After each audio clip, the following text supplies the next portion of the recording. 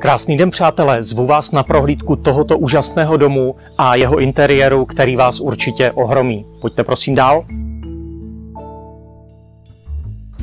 Srdcem celého domu je prostorný obývací pokoj propojený s jídelnou a kuchyní těmito zasouvacími dveřmi.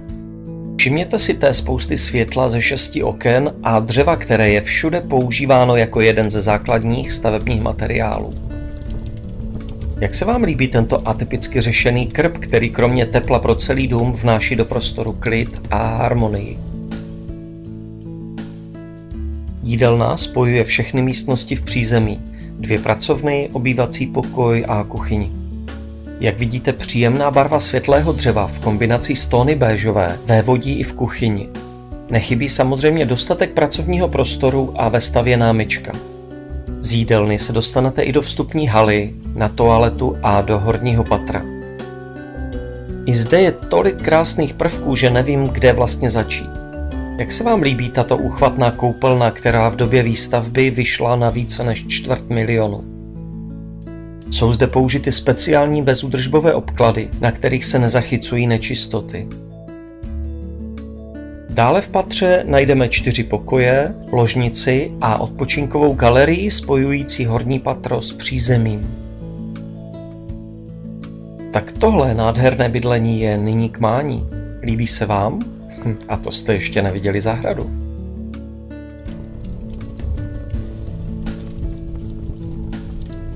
Přátelé, tady v tomhle domě je krásná, klidná atmosféra.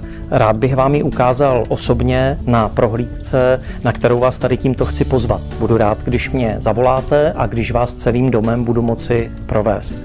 Tak mě zavolejte a podíváme se na tuto nemovitost společně.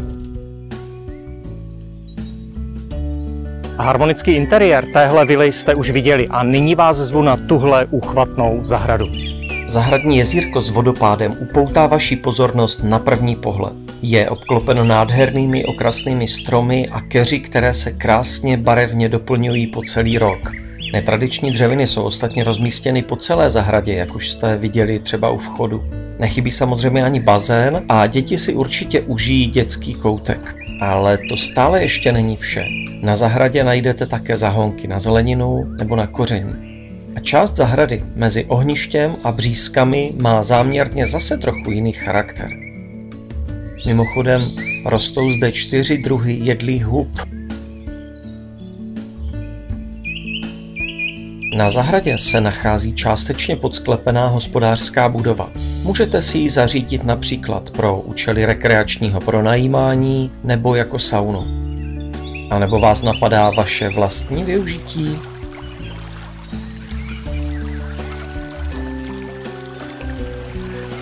Dá se na tuhle nádheru říct něco jiného než wow. Zavolejte mi, zvu vás na prohlídku a přijďte si to tady zažít naživo. Dělám skvělý zážitek z vašich největších životních obchodů. Prodám vaše staré bydlení za co nejvíce peněz. Pomůžu vám získat nový, vysněný domov. Zavolejte, pomůžu vám rád.